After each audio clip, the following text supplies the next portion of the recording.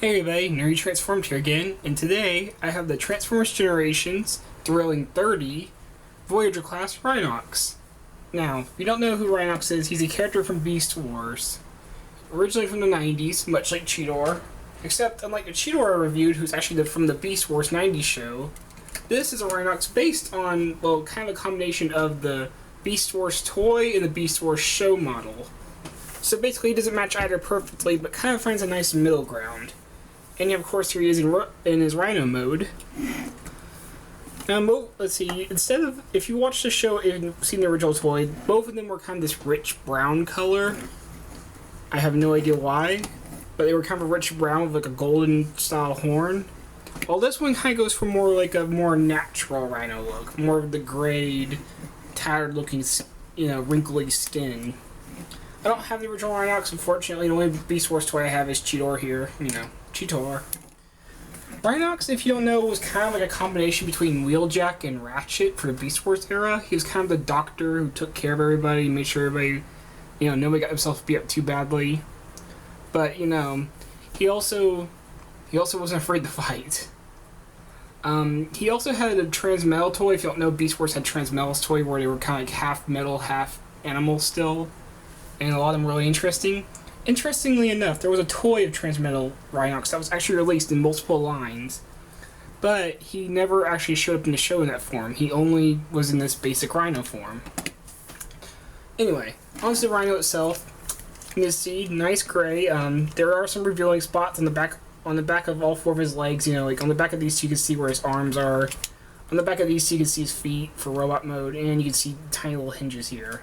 But for the most part, he's pretty well covered. The only spot I can see is like right under his neck here is where you can see some green, but that's about it. As far as this toy goes, it's a combination of plastic and rubber. All of this through here is plastic, except for these two little spots here. Right here and right here, I think, are rubber. Or like more like a rubberized plastic. They're not the same kind of plastic as the rest of it. Definitely not as hard. The horn is rubber to keep it from breaking and also from stabbing a child in the eye. The ears are rubber, probably to keep him from breaking or stabbing a child in the eye. And interestingly enough, his butt is rubber. This part right here where you can see where this line is, all of this right here is rubber. And my guess for this is because of how he transforms, this piece has to bend quite a bit, and if it was normal plastic, it would probably just snap and break. So this piece is made rubber to make the transformation easier on that part. So yeah, he's got a combination of rubber and plastic covering his body. Detail-wise, it's actually pretty nice. You can see nice big nostrils right there. You can see his teeth are all painted white on the inside of his mouth. Very nice. Well, I think the top part's actually white, or I'm not sure. I can't tell if the I know on the top part this is definitely white plastic, but I'm not sure on the bottom if these are painted or if this is white plastic laid on top of the gray plastic. You can see his eyes are very much like a natural Rhino, unlike the original toy where it was kind of like a cartoon character. And you can see all the detail of the wrinkles and the little, nubs and all that all over his body to make a very natural looking Rhino. And of course, he has white toenails, which on mine, on his front left foot, his paint's a bit messed up to where, the white paint worn off quite a bit. But the rest of his feet are just fine. It's probably just my figure. So yeah, he's actually got a very nice little Rhino mode. And of course, you look at, like with a lot of Transformers cars and stuff, you look at it from the bottom and it completely destroys it. Cheetor might not have that as much, but Cheetor had a lot of other issues. This one, I can kind of accept it considering you would have to look at the bottom of the Rhino just to see it. Articulation-wise, he's not got very much. His legs do move forward, mostly because these are the arm joints, but moving it too much will start revealing the insides. His legs do swivel. And they got an inward movement due to where the elbow's placed for robot mode. So you can kind of make him look like he's tripping. His mouth does move. If you click it to get it right, you can get the completely closed like this. Like, you can see how close that is. And yeah, you can kind of make it look. And you can open up a little bit and a little bit. It's on a hinge. But you don't want to open up too much because, blarg. Blah. Blue. Bleh. Yeah, that kind of crap. So, great, I just stole a TJ Omega joke. I'm sorry, TJ. And the back legs do move as well. They can move backward because of the hinges on the inside. but you really can't do anything with it because you can't balance like that. Interesting enough, they have ankle tilt. Just random ankle tilt, mostly for the robot mode. Speaking of robot mode, let's transform him. Now, he is a bit of a shell former, but I think he uses his shell really well. So to get started, you're going to come over here, and you're actually going to pop these flaps off, these little tabs here, and you'll see they're tabbed in right into the back of the flap there. Go ahead and do that on both sides for his winged mode. No, he's not transmetal cheater, he doesn't have a flying mode, but it kind of looks like it. Then you can see this little piece right here where it was connected to these little panels. This whole piece right here just comes on right on out. These will be his chain blade weapons, or Gatling weapons, whatever you want to call them. Now you're going to, this rubber piece I mentioned earlier, you're going to just kind of grab it and pull it up and lay it on his back like that. And now give room for all this to kind of start coming untabbed from the corner there. Yes, his butt has a transformation to it. So where they come down these hinges, just kind of stick down these struts. Then come to the back of the Rhino feet, flip these down. These will be the front feet of the robot mode. Go ahead and kind of start straightening it out. And if you're curious, these parts right here were on the inside of the shell right here. So this whole part comes down, which will become his crotch, comes down on his hinge. You're going to flip it around to like that, to where you want the Rhino feet now facing backward. Then this is the interesting part. This is how he uses his shell. You actually take it and kind of just start collapsing it in, and it'll slide over the leg like that. Let me show you that from the back. So just kind of start sliding it over. You see it kind of just fits over his leg to where it doesn't look so messed up, and it gives him some nice solid legs, and it uses up that shell pretty nicely. Alright. Now for the top, let's move up a bit. We're going to pull his legs out of the way a bit, just about that far. Then you're going to pull the mouth apart, the bottom and top part come undone. If you're wondering how it's pegged together, there's a little peg right there, and there's a peg hole near the back of the robot head. The instructions do not show you this. Now for transforming this part, you can see it's actually, you got a little nub holding it there.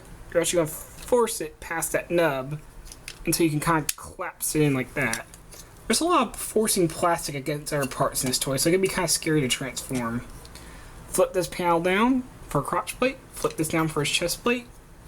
You're going to take these parts over here and pop that hinge in. You can see it's on a double hinge. You want this part to go backward, but you also want this part to fold forward to kind of collapse it around as part of his shell. And then this is also on a hinge, so you're going to turn it in. It's kind of like on a plastic ratchet, so you turn it in one part, one ratchet in. And yeah, you can see that from here too. You can see if you just leave it like that, it looks a little weird. Move it one ratchet in, and it fits around his chest better.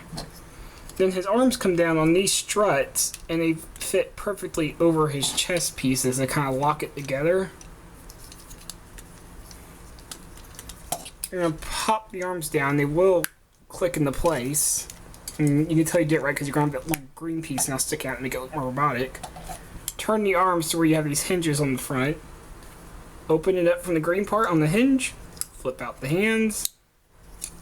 Do the same on this side. And last but not least, take the whole Rhino head down this hinge, and it'll collapse over the rubber butt to make a pretty accurate spot for where the Rhino head went in the cartoon and on the original toy. So let's see if we can get him to stand. You can already see I already have one problem with this particular figure. He has trouble standing. He's got to lean like that. It's just how my figure is. And we'll be right back. One thing I forgot to show, transform the weapons. You split them apart at this gray part to make the disc, and you fold the handle. You can see this is how the handle was before. You're just going to fold it back onto that hinge to make these. We'll get to those in a moment. Pair of Beyblades. Oh great, now I'm stealing more TJ Omega jokes. Great. Sorry TJ. So this is Rhinox. Let's get a good look at the head, and yeah, that is very cartoon accurate. If you know Rhinox the toy that was not very accurate at all because the whole stupid mutation head gimmick. But you can see this one's fairly accurate. He even has the two Let's see if we can get a good look at that. Yeah, the two beast symbols on his head that he had in the cartoon. Which is a very nice touch. He actually had that. He has the gold paint crest coming down. He has it going across his eyes, across his chin, kind of making a bearded look. Kind of gives him a very older, wise look. The gold does stop halfway back his head, but there's enough there that you really don't notice unless you look at it from the back of his head. Now for the details, you can see it's kind of a clash between the cartoon and the toy. Because the cartoon, while it did have this mouthpiece folded down, it did not have this piece here. The show kind of had it where his legs were there.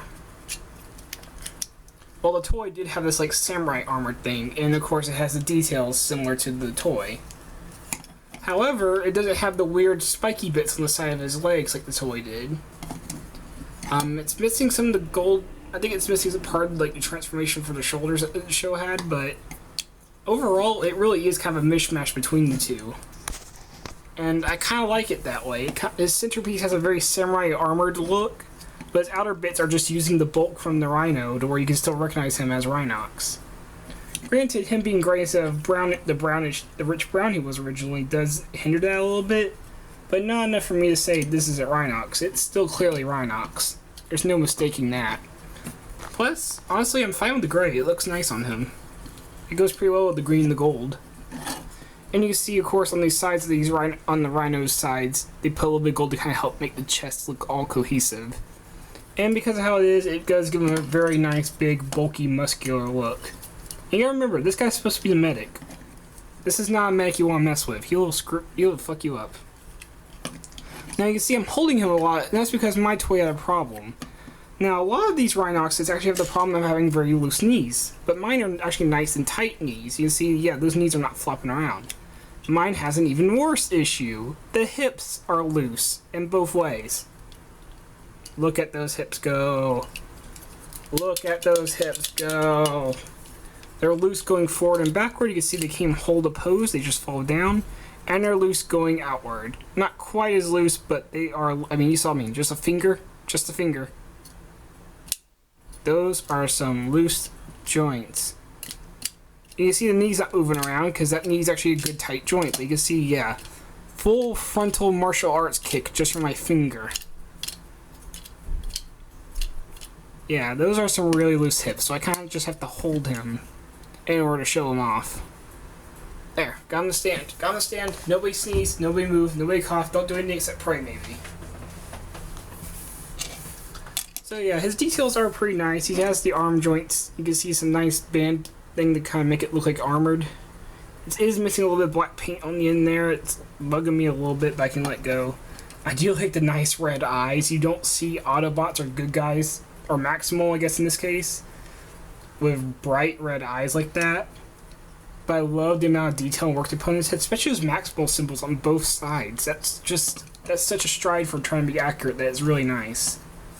You can see, even though his chest is basically put together with like 5 or 6 different pieces, it does kind of come together all nice and cohesively thanks to the colors. And you can just say all the joints are actually just come off as detail, like these hinges here. They just look like they're actually pieces of detail and make them look a bit more complex, even though those are actually transformation joints. And you can see, like I said, gray, gold, green, and then splashes of black on the arms, on the legs, and of course the feet are black. Which is weird because they're actually green. And I don't know why these pieces were painted black. Why didn't they just mold these black? I guess because this toy has no other black pieces on it. They figured they'd just keep using the black paint. Maybe that's a bit easier. I don't know. I'm not a toy engineer. You would ask somebody else. That's my guess, at least. Yeah, and he has the head on the back. He basically has everything that makes him Rhinox. He even has the weapons, the Gatling gun. I'm not sure which one to call these. I guess you could call these Gatling gun blades or Gatling blades, chain blades, I'm not sure. But he can hold them in his hands, of course. You can see his hands are molded the whole 5mm.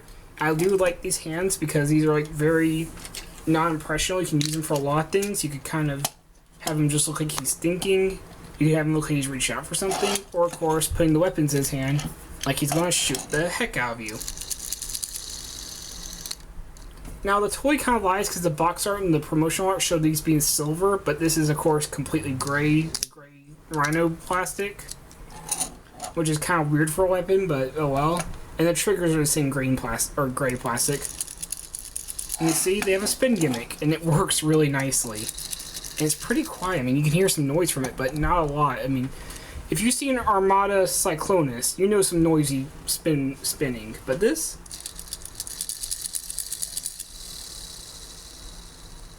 pretty nice. I mean, look, this is just one push. Look how much it spins just from one push. That's a pretty powerful motor in this tiny little toy. I mean, look, the motor itself is only this big. And look how much it spins. That is freaking awesome. And you see, like I said, sorry, I coughed. Or hacked something up. You see from it, yeah, it's got like a Gatling gun impression on it. It's got the blade going around so you can actually like melee with these, you know, just whack somebody over. Whack Cheetor, just, yeah, stop doing stupid crap. And if you look at the green part, you can see like exhaust port and all that for, you know, gun detail, and it looks pretty nice. If you want to store them, there are screw holes on the back of his shoulders right here that you can peg them into. And the instructions don't mention this either, but I guess this probably isn't official, but you can store them on the back of his shoulders like this. And it does look a pretty nice look on him. It looks like you can easily just go, you talking to me? Death. Or just shoot up crazily into this guy, probably killing Starscream. So articulation-wise, ball joint at the head, very nice. Looks very natural no matter which way you turn it. Very nice ball joint there. You got universal shoulders because you have a hip swivel here, and you do got a hinge here. Same with the elbows, swivel all the way around, and a forward hinge that goes not quite 90 degrees. I would say probably about 70 degrees, but good enough.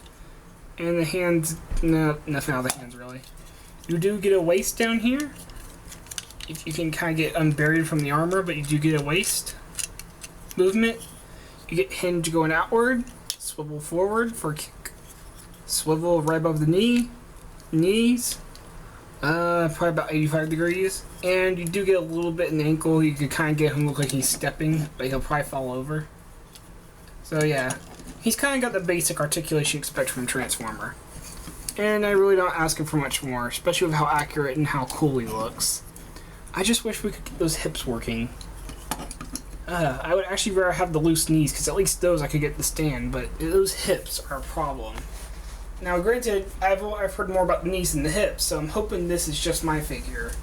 But still, maybe if I got another Rhinox one with loose knees, I can cannibalize it, use the knees from this one, and use the hips from another one that has good hips, and then, you know, problem solved, because he is using both mostly mushroom pegs. You could just take him apart and swap the pieces around so you have perfectly working bottom side, but you shouldn't have to do that. Not with hips. I've had loose hips before, but I mean, look at this, ball joints, and they're holding pretty well. These hinges, nada. Look at that, full on split. Just gave up. So I want to recommend this figure, but with some of the quality control issues that he's had already, from what I've heard, to each their own. Be careful. He is a very good representation of Rhinox, probably the best one we'll ever get. But as far as an actual Transformer, but be careful of his legs, because those legs have lots of loose joints there. I'm seeing from quality control. Oh yeah, and for articulation, like I mentioned before, he does have ankle tilts that you can use. If it wasn't for the fact that his hips were so loose, I could actually use those pretty well.